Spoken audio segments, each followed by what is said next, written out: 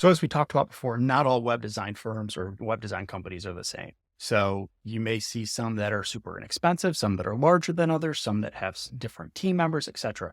But here are 10 questions to ask if you're going to hire one. So the first thing is, what's the inclusive cost? So is there any additional costs? Or is the quoted price the all-inclusive cost to go from planning through launch? Number two, how long will it take? So there's always obstacles. There's always things that come up in web design, but making sure you have a general idea of the length of how long it will actually take.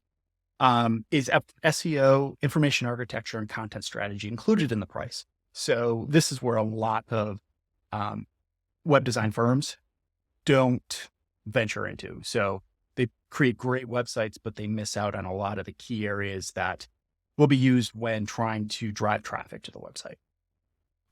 Is both design and development included? So some design firms are very much design heavy and outsource their development. Some are development firms that either aren't great designers or they have to outsource their design. So make sure both are included.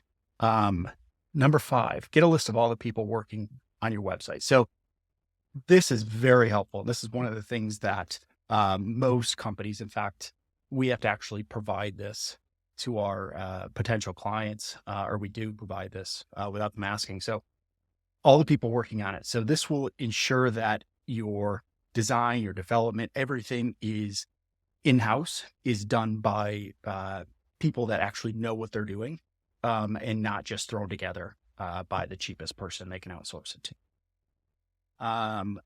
Number 6, my website be built upon a responsive framework. So this is not really something you have to ask. It's something to make sure of. But the majority of sites are built on that. Now, responsive and mobile optimized are not the same thing. All mobile optimized sites are responsive, but not all responsive sites are mobile optimized. So make sure that there's the clarification there. Ask if they outsource or use freelancers for their projects. So, and this is a big one because it has a lot of implications on other things.